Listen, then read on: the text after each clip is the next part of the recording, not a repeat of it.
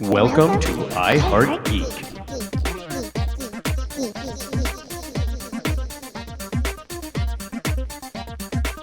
And welcome to another episode of iHeart Geek. This is a very mocking episode. This is why we're all laughing already. No, we're laughing because we have way too much fun before we start recording. Way too much. We're talking about mockumentaries. If you don't know what a mockumentary is, it's basically a fake documentary. Yeah, we'll get into more of kind of the nuts and bolts of it in a minute, but let's do the quick introductions. I'm Dub and I do stuff, and with me is Satomi. How are you doing? And are you okay? I've got the giggles now because Marlon. Okay, and done. Outstanding. And then we have Marlon. How are you doing, bud? Oh, this is gonna be fantastic on the audio listeners. Okay. Hi everybody. I'm Marlon. Nice to meet you. Second time back. And then we have John from California. How's the weather over there in California? It's cold right now. Wow, that felt like the guy from Office Space on that one. Like, when my red stapler, it's cold right now. I thought I'm gonna burn this place down. They took my stapler. We kind of are. Great. Okay, and then below John, we have Mr. Blythe. How are you doing, bud? Doing good. I'm excited to see where this show takes us because it has been an interesting one so far. I'm so sorry. I am so sorry.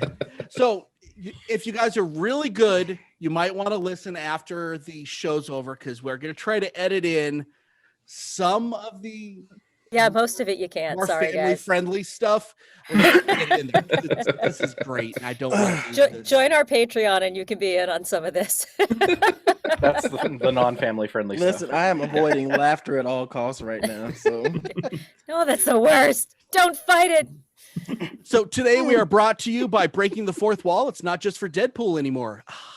Oh, Deadpool wasn't the first one to do it. I know, Deadpool but copied But still, it was topical. Shut up, y'all. It making me feel bad about myself. I heard that an episode of a show that must not be named did it when Carlton and Will said something and he ran through it. I heard that it came from them first. No, I don't think it was. Okay, He's right. let's get back to that in a minute. Oh, of course, I'm wrong. I know, Blythe. So let's talk about what the art of the mockumentary.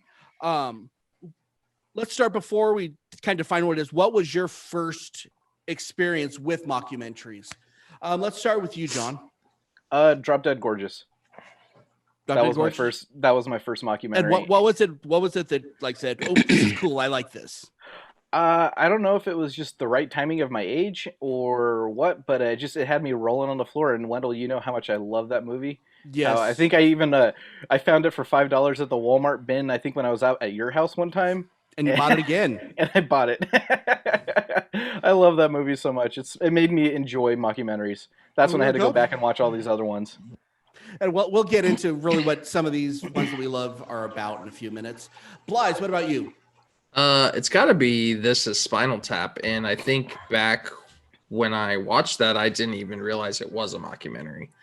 I don't Really? Did you think it?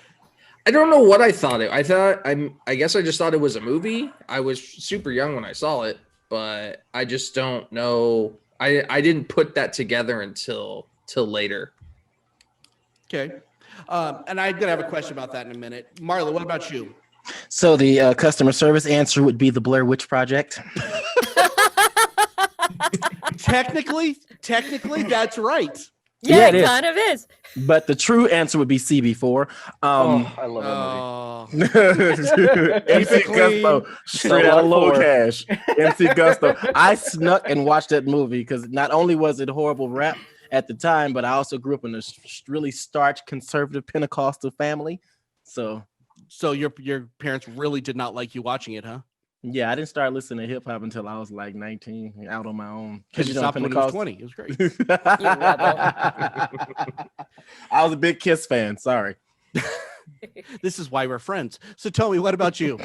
It started my lifelong obsession with Christopher Guest, and that would be This Is Spinal Tap. Yeah, that would be good for me too. The Spinal Tap was the first one. Now, when you're younger, I think that one of the key tests to what's a good mockumentary is you can watch it and say, is this real? I think that is honestly like the Christopher Guest stuff. They really have a habit of making it so in depth and so real. I think that the Christopher Guest stuff has done stuff so well that it feels like it's a real documentary, and I think that's kind of what has made that genre kind of blow up. What else do you think makes great mockumentaries? Let's start with you, Satomi. Well, it's my thing about comedy in general. It's got to be as sincere and real from the actor as possible. I also think that it only qualifies as a mockumentary if it stays in third person, if it stays from the outsider's perspective, looking in as a documentary would. Okay. So that's my rule, y'all. So basically, you're saying that it has to feel like there's a camera crew following him around. Yes. Very good. Marlon, what about you? I'd have to say the casting and the chemistry of the cast, because honestly, I don't know if you guys consider it a mockumentary, but I love Parks and Recreation. You've got your Amy Poehler as her character, and you got Ron Swanson, and then you've got it's got to be the cast has to flow, and I think it's the casting.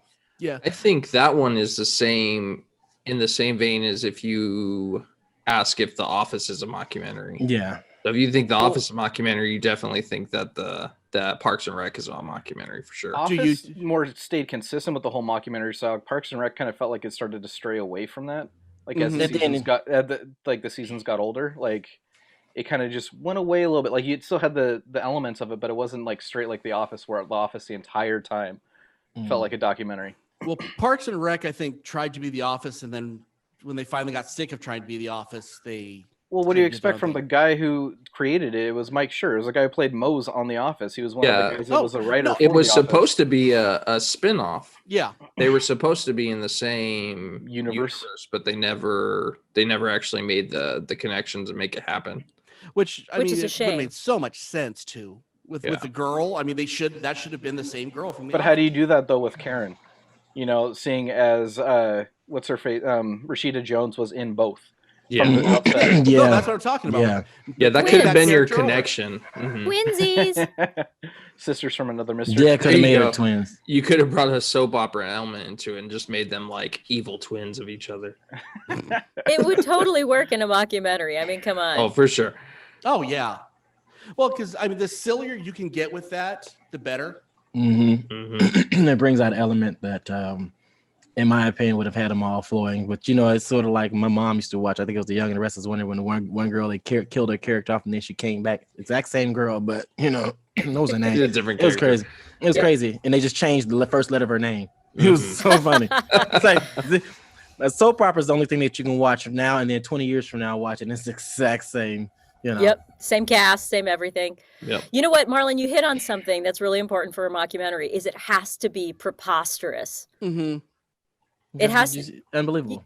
Yeah, you just got to take it to a place that it's completely ridiculous, but these people are still 100% living in that world. I mean, this one goes to 11. But at the same time, yes, it's preposterous, but the basis of it has to be real. Believable. Based in reality. Yep. Because every decent mockumentary, I can't think of any that aren't, in fact, has got to have that basis that, I understand this world, and then the characters are everyone in the world turned up to 11. Well, look at where we even got that for. I mean, everybody says it now.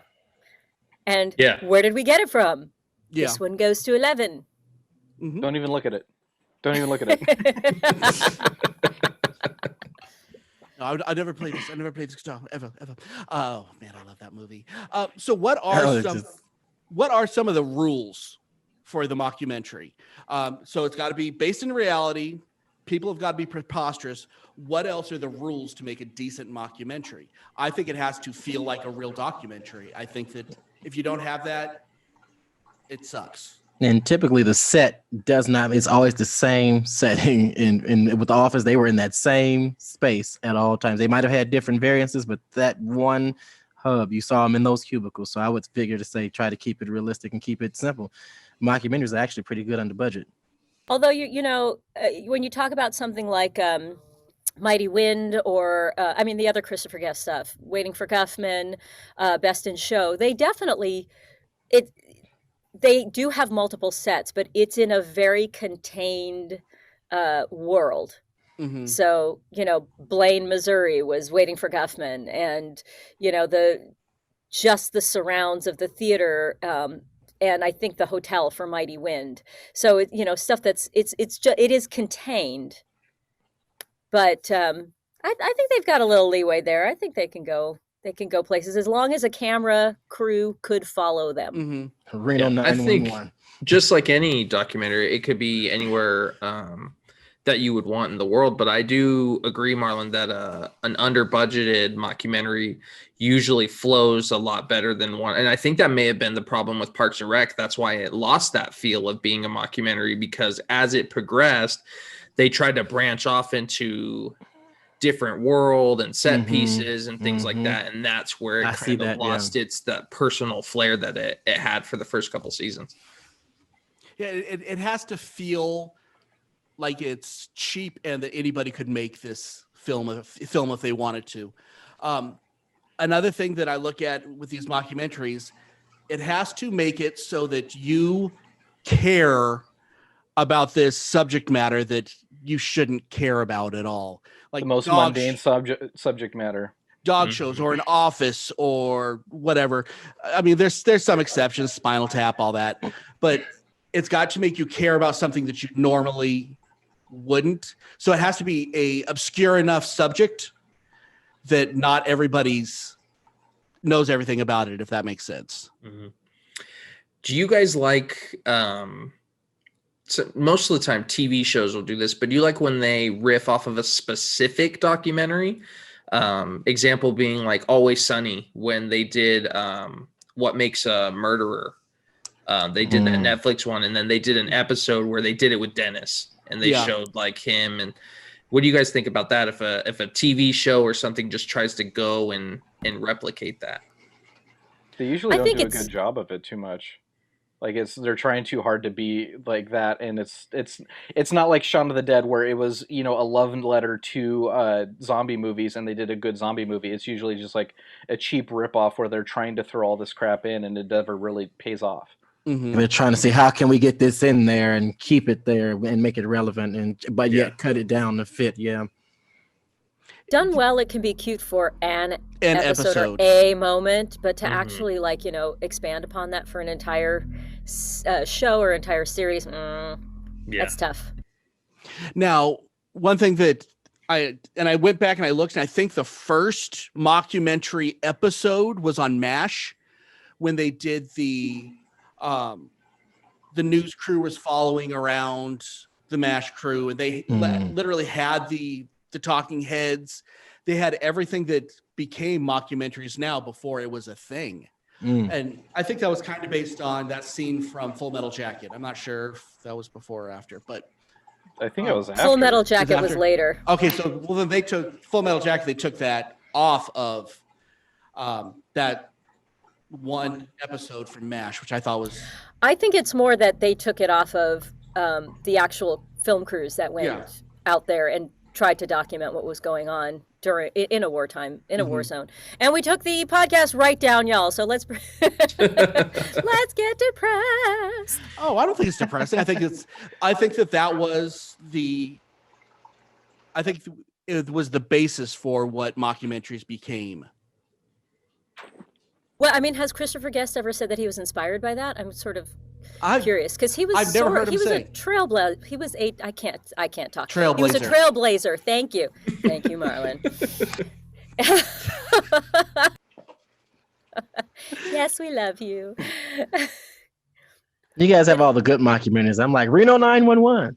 Nothing wrong with it. Well, we're going to go through a lot of the funner ones, but I like getting the kind of deeper ones out of the way first. Dub would be Dangle. Go ahead. He's got the shorts. And the boots. I hope I never have to experience that. Wendell, we've seen your white cowboy boots. Oh, stop. I don't have white ones. I have flame ones. Listen, I'm not about to have another laugh attack. Have them flame shoes. Oh, I can't find them actually, but that's a different story altogether. Okay, so let's move on a little bit. So, was The Office a mockumentary, or was it something special and different? I think it It was absolutely was a 100% of. mockumentary.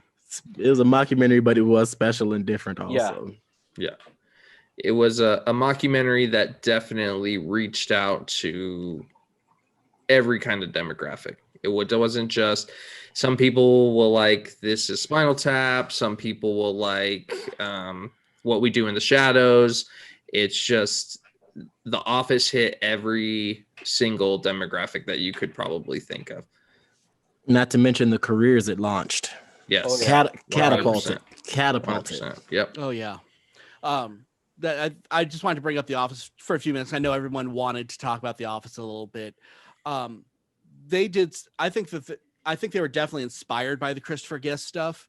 And you can't talk about mockumentaries without going into Christopher Guest, but we'll get back to him in just a second.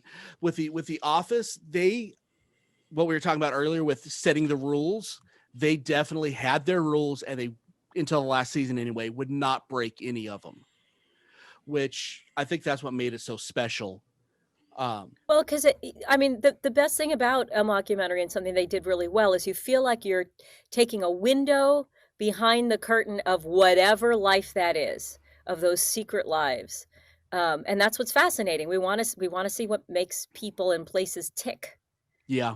Well, and the fact that they also even hired people that worked on like Survivor and like real, like, you know, like reality TV shows and stuff like that. Like they hired the crew so they could actually get that feel to it. So they knew exactly how to film, how to shoot. They would be like, oh, okay, we can't shoot it from this angle. We got to do it here because this is more cinematic over here, but not feeling like a documentary. So they did a good job of, like, I think it was like Randall Einhorn was their cinematographer that made sure everything felt true to a documentary. Mm-hmm. I was gonna ask this because it just popped into my head. What year did The Office come out, roughly? Like 2004. The British one or the American one? The American one. I know I was in high school. It was my senior year, so 2003, 2004, because it was my senior year. Because everybody came, we all dressed up like them for Halloween. Do you feel like The Office would have been as popular of a show if it wasn't for reality TV? Because before that time, you had right around the early 2000s is when you had your Survivor, your Big Brother, all those reality TV shows that brought that like interview in the middle of what's going on type documentary feel. But I don't feel like documentaries themselves would have been such a big genre for that time for it. Yeah, exactly. So I think I'm curious. What do you think about that? Gosh, that's a really good question. It's probably because of the time that it, like, you had all that groundwork laid from like Big Brother, Survivor, Amazing Race, like all those different shows. And people were starting to watch a lot more regular documentaries.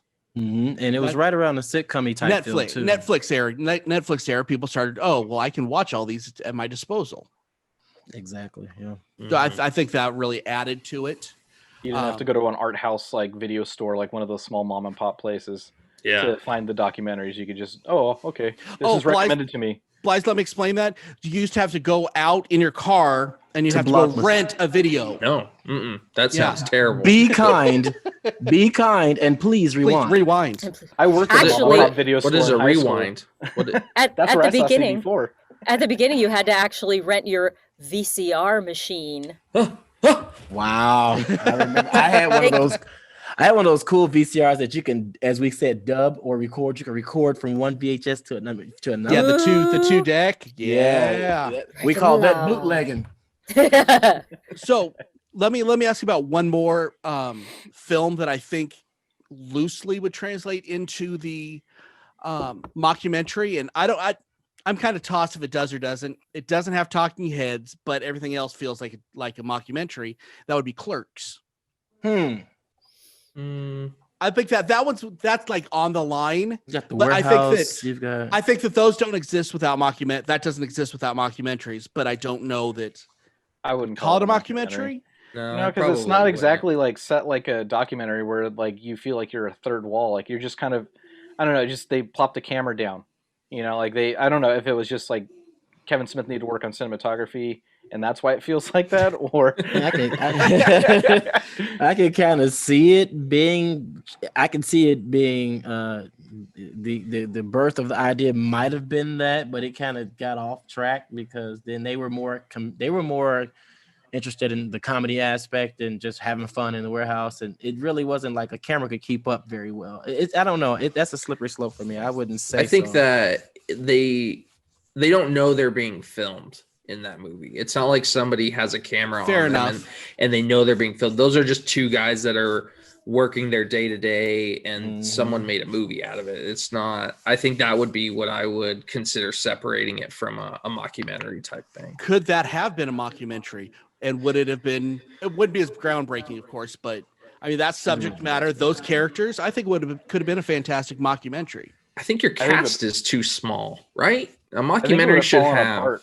Yeah, I think it would have gotten too boring. I think that's one of the things about a mockumentary too, is that you need it's ever changing. You need a variety of casts and pacing. And if you only put that down to 3-4 people, you're gonna lose some. Especially if Jason uses answers every other, would be Snoochie Boochie. Yeah. And I'm totally okay with that, actually. Of course you are. I love that movie. But we'll talk about it sometime. Bly said something that was really, really poignant.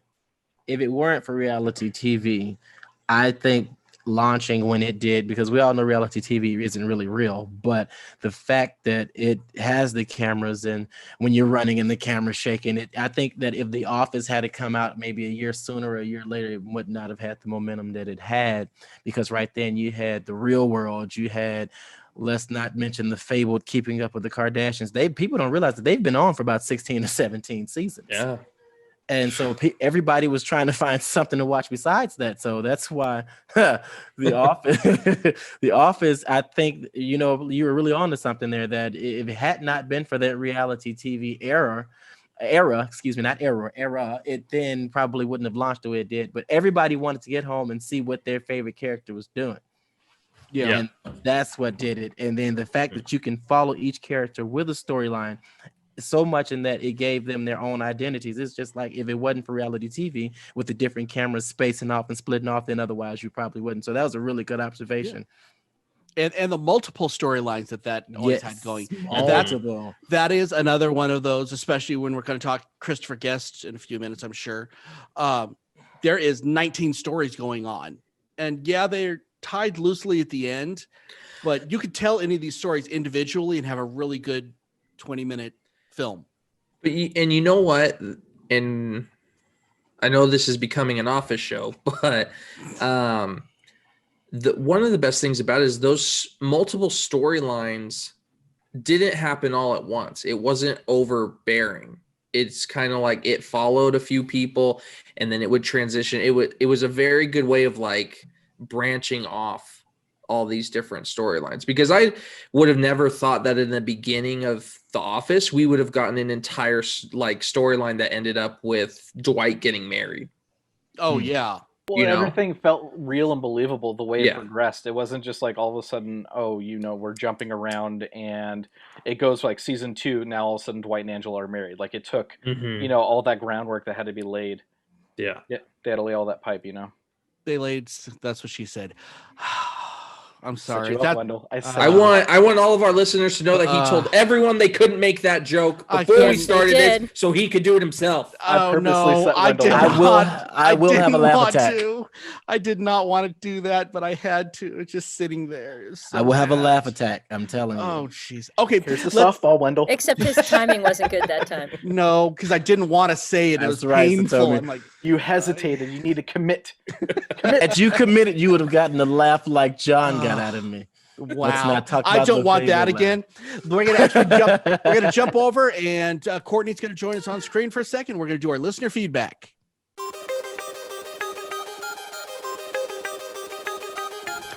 And now, let's see what all of our geek rock stars have to say.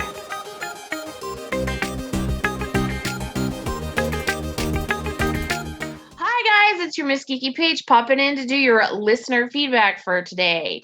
Our question was, what is your favorite mockumentary and why? Now, some of you didn't put why. Seriously, how many times do we have to remind you? We've been doing this for a while. So make sure you put your why next time. Herb Skip Sanders said CB4. It's got Chris Rock and Chris Elliott, and it is over the top and fun. And there is a song in it that he mentions that I'm not going to mention because this is a family-friendly show. But if you want to know the name of the song that Herb really, really likes, go check it out on our Facebook page. It is a parody of gangster rappers who basically are heading for money, so I love it. Our good friend Dino, and Dub's not here to do it, so I'm going to do it, at the podcast, said, this is Spinal Tap. Without it, we wouldn't have the great mockumentaries of Christopher Guest. He's very, very true on that. He says, then the subtle jokes are genius. 3 basses on Big Bottom and Nigel tuning the violin during his guitar solo. It's pretty good. Danielle Ariana says, Drop Dead Gorgeous, one of my favorites. A wildly underrated mockumentary. It provides a hilarious inside look at the world of local beauty pageants. The stacked cast, it has an amazing cast, guys. Off-kilter humor and a 1999 premiere set it up as a cult classic. I fully agree. Check that one out. Michelle Silva, who joined us a couple of episodes ago, and we're glad to have her, says, Best in Show. Another Christopher Guest. It appeals to my dog lover side for sure, but the team of Eugene Levy and Catherine O'Hara, obviously, is one that's really hard to beat, especially in this film. The absolute obsessive and fanatical side of dog shows drives me insane in real life, but in this movie, it's absolutely perfect. And one more I'm going to add is my very favorite, which is Waiting for Guffman. It is also Christopher Guest, and it makes fun of the community theater industry, which I'm a huge part of. And it just, if you've ever done theater, you will get it. So that's all I've got. You guys have a great rest of your week, and keep on geeking on. And thank you all for doing our listener feedback. It means a lot to us. I know it's a little shorter this week, but we had some great content, so we do really appreciate it. So now I want to give this cast a chance to answer the same question. What is your personal favorite mockumentary? Let's start with Blythe. My favorite one has to be What We Do in the Shadows. I've watched that one multiple times. It's just the cast is fantastic. Just the whole thing from start to finish. I was very excited when they said they were going to do a show, and then became very sad when I found out that it wasn't like a continuation. It was a reboot of it. So I wish that would have been done better, but definitely What We Do in the Shadows is just fantastic. Because they're werewolves, not swearwolves. Yes. I haven't seen it, so I don't know. Oh, Dub. Dub, you haven't You're seen missing it? out. I Oh, haven't. you would missing like out. it. You would like. We don't I agree gotta on a lot watch of it. content, but I think that you would like that. It's Okay. It's so good. fantastic. I will check Yeah, it out then. the vampire fight. Yes. John, what do the you special effects on that was great, honestly. Like I'm not gonna lie. It was so good.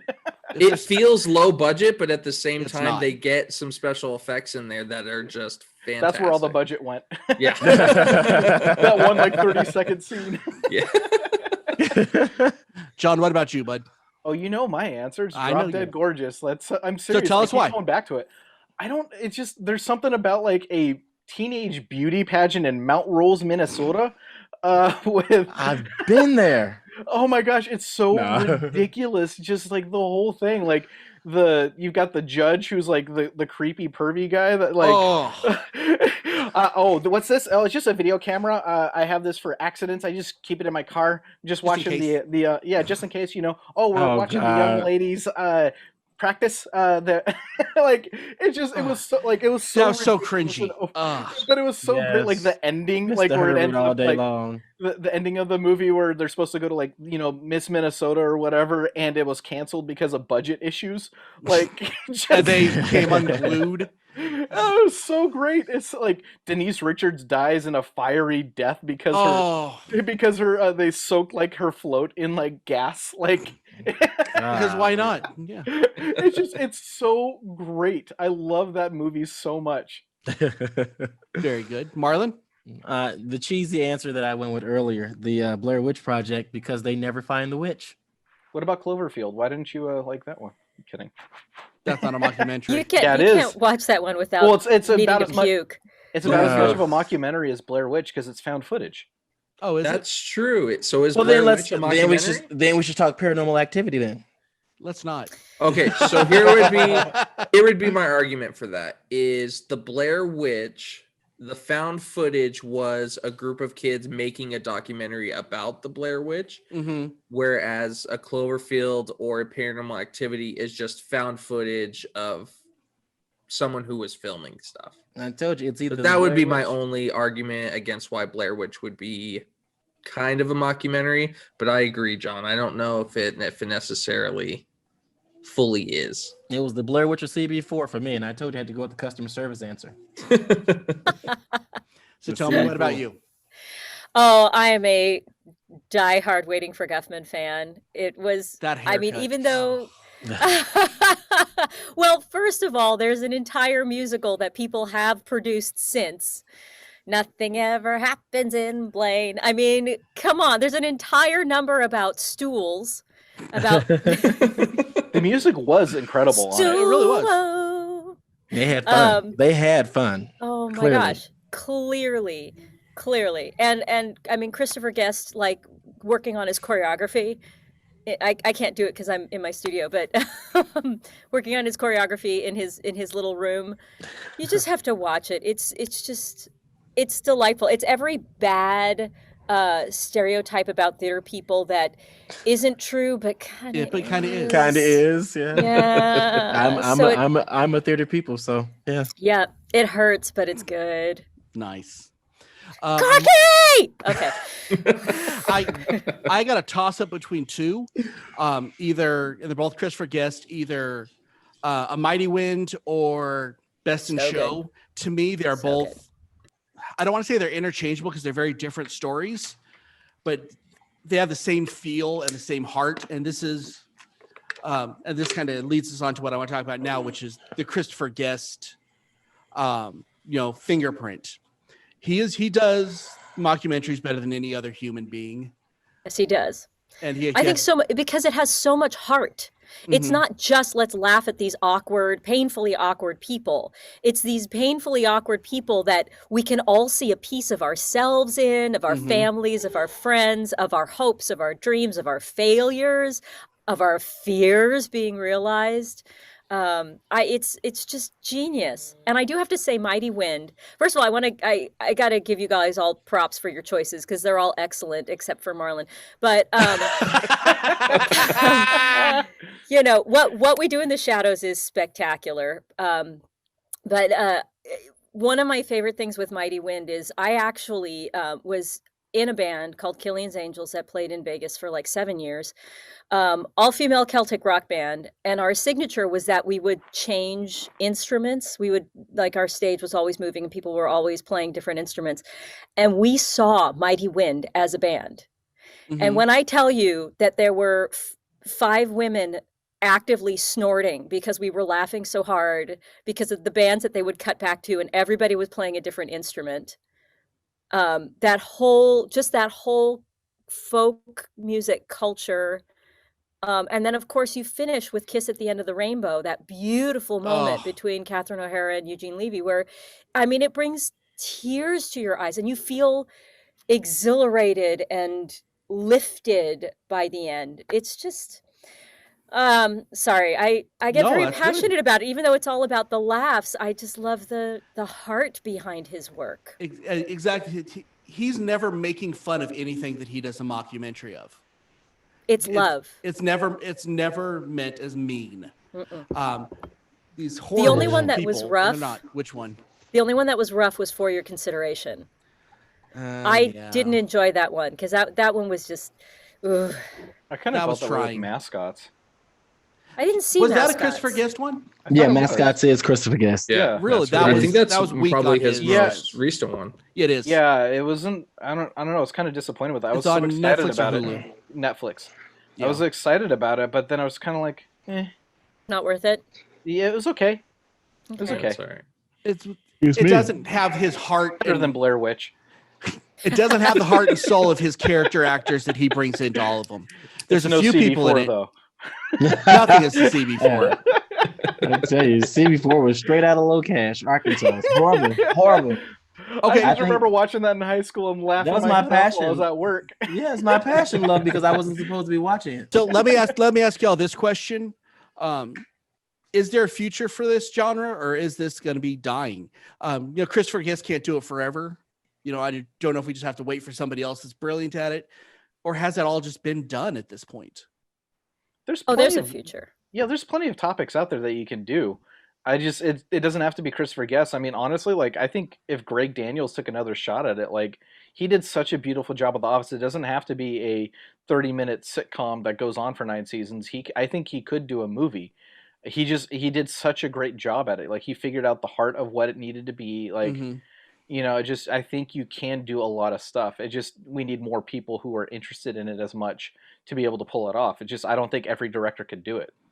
Agreeing with bringing up what Blythe said again, it could be done, but where is it going to be mockumentary style rather than will it fall into the reality TV segment of things? Because now everybody's got a camera, because God knows how many Real Housewives, house husbands, how many loves and hip hops and everything. So everyone is going down that line with everybody, talent or no talent, is getting a camera, and they stop and talk to the camera for an interview. And it's just so how would they differentiate it now? Because see, it was a clear and set genre back then, but now it's got a little competition. And I think that it would fall over into the cheesy side with the whole reality TV thing.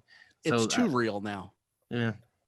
Well, and of course, there's so many people who still don't realize that it's not real. It is real people who can't act, who just go and pretend. And they're given scripts. I mean, they're not given words. They're told, okay, so and so just walked in and said this to so and so, and I want you to go up and confront them about that. There's nothing real about reality TV, and that's just icky. Whereas a mockumentary, I think I'm hoping that we're leaning toward the end of that kind of nasty reality TV era, because there's no heart to it. And the thing about a mockumentary is that these aren't real people. Mm-hmm. They're not real people. It's pretending to be real people, just like movies, yada, yada, yada, but with the self-consciousness of being filmed and being in front of a camera. So I don't know where I'm going with this, but essentially most reality TV, I am just done with and over, unless it's Curse of Oak Island. That is so good. They're getting so close. It's so good. They're so close. They're so damn close. Enough people have died. Telling you, the curse. I'm telling you. I'm sorry. I would just nerd it out with just to tell me I'm back. I'm sorry. Okay. Yeah. No. Marlon, you and I need to do an episode on Curse of Oak Island. They're so close. And that thing they found is just, I'm addicted. It's crazy. It's crazy. I'm sorry. I'm back. So. But that's a documentary. That instead of reality TV. Well, no, it is. That one kind of toes the line between reality TV and documentary, because they're definitely having. I would like to see the Broken Lizards guys do some mockumentaries. I think they could bring their flavor to mockumentary and add almost a new genre out of it. I don't know. I saw Super Troopers 2, and I was kind of a little disappointed with it. Oh, you can hear Marlon in the background. I can still hear Marlon. He muted his mic. We still heard him. We gotta mute Wendell now. No, I think they need to get a new direction, and that's Super Troopers 2 is definition of that. I think they need to find a new direction. Tacoma FD is pretty good. I'm back. So I think that I think that I'd like to see some cross-pollination so that we can have, just some. I think it's got to evolve. Cross-pollination. Yes, I agree. I agree. Okay, let's move on to our main event.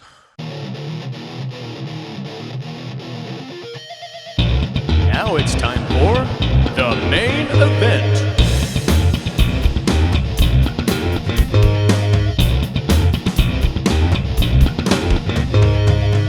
So for this version of the main event, we're doing something a little different.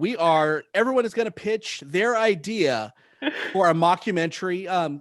Some people put actors in, some didn't. We'll see what happens. Let's start with Blythe. Let's hear your idea for a mockumentary. Please. My mockumentary would be exactly what we're doing here today. And it would be a mockumentary about the podcasting industry. I think if you've been around podcasts and you've kind of searched the interwebs for them, you know there's a lot of them. And a lot are bad. Some are good. Some are in the middle, like the one Dub runs. Oh, wow. Lifetime ban. Your fingerprints are on it too, Blythe. But I think there's enough actual, and I don't know if I would necessarily cast any kind of celebrities for it. I think there's enough characters in the podcasting industry where you could get some very good performances out of them. Mm-hmm. I'd agree with that. Do you have any ideas for who would direct or anything like that? I would You direct, edit it. I would do everything, and it would be the best that ever was. Oh, wow. And we talk about me. Okay, what about you, Marlon? Let's hear your pitch. Oh, okay. So mine's would be about my industry because no one has done it. It would be called The Leasing Team because we see a lot of things. I've, found meth labs, dead bodies, everything in empty apartments over the years. I'm so glad I don't work in those neighborhoods anymore. They were actually downtown Minneapolis. So listen, my manager would be Tommy Davidson just because I think that he's hilarious at times. The Horish maintenance man would be Dan Aykroyd. And I have my own reasons for that. That takes me back to childhood that I think is hilarious. The assistant would be Maya Rudolph, and the main leaser who just gives no care about nothing and no one. She just wants you to rent an apartment, and she says the most inappropriate things would be Chelsea Adler. And then a bunch of ancillary, and it would be the day-to-day life, the things that we experience, especially between the 1st through the 4th of the month, and in that industry, and it would be hilarious. And I would laugh and cry and try not to die from laughter because I have laugh attacks. So I'm seeing this as more of a series than a movie. Is that correct? No, this is definitely gonna be. It might be a movie, then do a spinoff in reverse because it's hilarious, and you'd want to see more of it. And then, could you imagine Dub or Wendell as the regional manager with that face? Assistant to the regional manager. Assistant to. You got like a Ron Swanson sort of a vibe, but yet with like actual personality. But instead of meat, it would be whiskey. That would be awful. He does whiskey. No, it'd too. be bases. Yes. Yeah. It would be us. It would be us. Don't even look at him. Don't get him. Don't look. Like we had to go in his office to get an approval for a new washing machine, so we can't fix it. That sounds exactly like me, actually. So tell me, what about you? Well, so I just came up with ideas. I didn't come up with any cast, so I'm going to give you a few ideas. Very good. So the first would be a baking show. And it would be essentially like one of those competitive baking shows, but we get a window into the back of like the lives of the judges and the craziness that happens. So a show about a camera. show. A show about a show. I like that. Yes. It's been talked about before. It hasn't no, it's been done a million times, but not as a mockumentary. Mm-hmm. So it'd be noises off in reverse kind of a thing. Exactly. I was obsessed with the SNL sketch of Undercover Boss with Kylo Ren. So I think we should do a mockumentary called Stormtroopers. And it's just all the petty stuff that happens when they're getting ready to head in. And then we could have what's his name? I can't pronounce his name. Who plays Boba Fett? To be everybody that's on camera. I got you. Thank you, Tamara. Yeah. Yeah, you guys, no one's helping I know. out. I'm a bad geek right now. I'm a bad geek right now because I totally know it's his Boba name. Fett. There you go. Boba Fett. So we get Boba Fett. I would also love a mockumentary called Beer Garden, and it would be of the inner workings of a German beer garden, except the characters would be like Ken Jeong would run the place. Anybody who like has absolutely no business running a German beer hall. And then finally, because I used to work as a receptionist at one where my mom used to work, the salon. Because y'all, some funny stuff happens at salons. Including, I can see that. I'll tell I don't know, I won't go too deep into this story, but my mom is originally from Japan and always had a really thick accent, and her boss was from Vietnam and had a boy. really thick accent. Oh goodness. And they would talk, wow. and you would sit there and you'd just be like, why don't they just switch to their native language? Oh yeah, they can't. Oh yeah, they can't. And I mean, and I like the conversations. Broken English was the common language. Broken English was the common language, and it that would like sounds awesome. it was literally like there would be That's okay, a I'll tell podcast in itself. no It joke, is. no joke. They like quick story. I hear them like screaming from the other room, which was of course they were just having a conversation, and they were trying to tell a client the name of a furniture store down the street. And I can do this because this is my mom. They're like, Satomi, furniture store. What's the name? What's it called? Furniture store, skinny navy design. And they just look at me. Oh, and I'm Scandinavian. Like, yes. Oh wow, that was good, Marlon. That was Good job, really Marlon. good. I work in property management. There you go. You got the translation. You've got it in your brain. I was Nice. like, skinny. It's what? Oh, Skinny skinny. navy design. 5 minutes screaming at each other for me to figure that out. And then you're So the bad guy in it for some reason or the other. No. They loved me. It was just that they figured that the louder they talk to each other, The more you'll understand the it. more you'll understand it, which So is you got to go louder perfect and fast setup. and slower. exactly perfect Well, setup for a slow. mockumentary. We had that in reverse with our dad. Dad said, "What's 4 times 4? 6. What's 4 times 4? What is 4?" Like, Dad, the more you yell, I'm not gonna get it.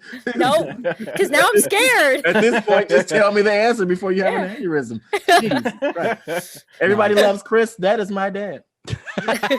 That's just cheap. John, what about you? All right, so my mockumentary idea was for a spelling bee. This is kind of in the vein of Christopher Guest. Obviously, Eugene Levy and Catherine O'Hara have to be in it, and I cast them as different parents. They're not together; they're not a couple, but they have adopted children that are identical twins, but they didn't know that they were adopted. And they come together to meet at the spelling bee. Parker Posey is the chairperson for the competition. I love her. I'd like to see her in that. I love her in anything. In Like, everything, yeah. She's hilarious. Even Blade Trinity. I loved her in that. Will Sasso is the spellmaster, the guy that gives out the words.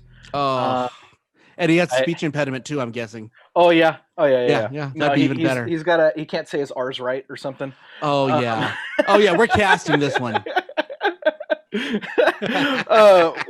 How John are you Michael- not saying your R's right when you're the spellmaster? This is Spellmaster. hilarious. The That's the Spellmaster? joke. The spellmaster. R's and L have problems with for some reason. Yeah. He's got to be from the West Side. John Michael Higgins plays a former champion who never moved on from it. He still lives in the past. He's Johnny Lawrence. Awesome. No. Less boozy and less white trashy. I can say that. Jennifer Coolidge is an overbearing mother. Did I break Marlon again? You're about to. Jennifer Coolidge is an overbearing mother. I think she'd be great, just like yelling at her kid because they can't spell some Latin word properly when they're practicing. Oh. And then David Allen Greer is a parent, but he's kind of like middle class. Like he's not like his kid isn't one of those kids that's just like that's all they do is live and breathe the spelling bee, and they end up winning. I think that would be great. Very good. Now, by the way, there is a Broadway musical that is this Really? already. It's called the 25th Annual Putnam County Spelling Bee, and it's great. You're now welcome. John's Look it up. sad. Now John I'm is- sad. No, I can't write- because it's not a mockumentary. This is a totally different thing. But you should watch the 25th Annual Putnam County Spelling Bee. Okay. Outstanding. Well, if we ever go to New York, we can watch plays. But yeah. No. At the 25th Annual. Sorry. Whew, excuse me. That just came out That of scared the poopy out of me. A little bit. We apologize to all headphone listeners.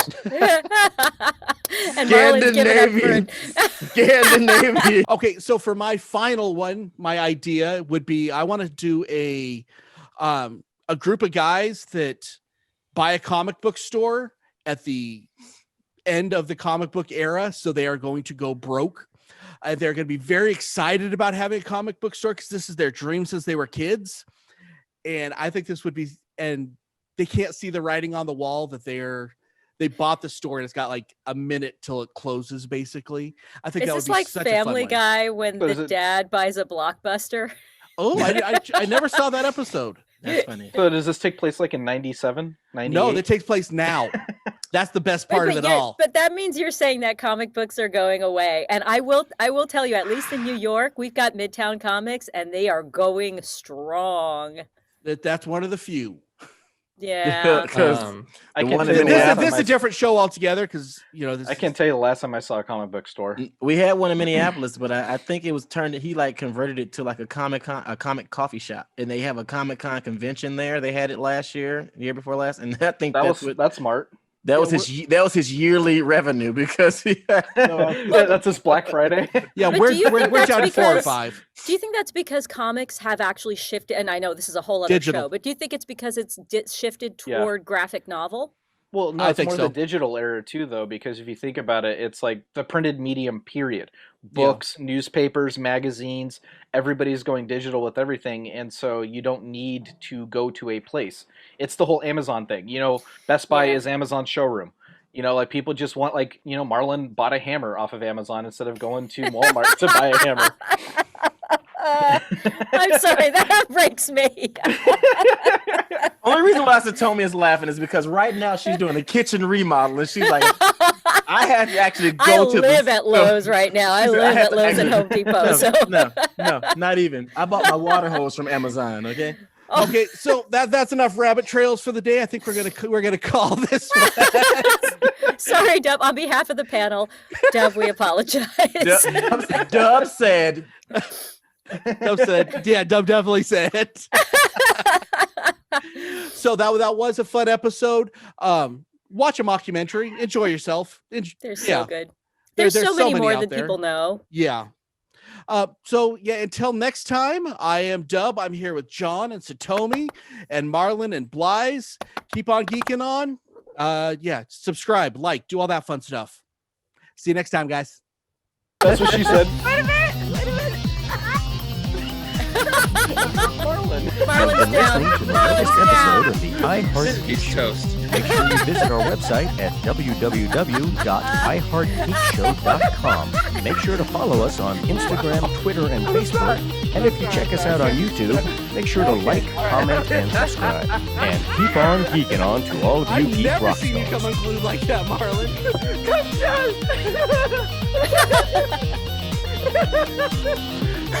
Come on.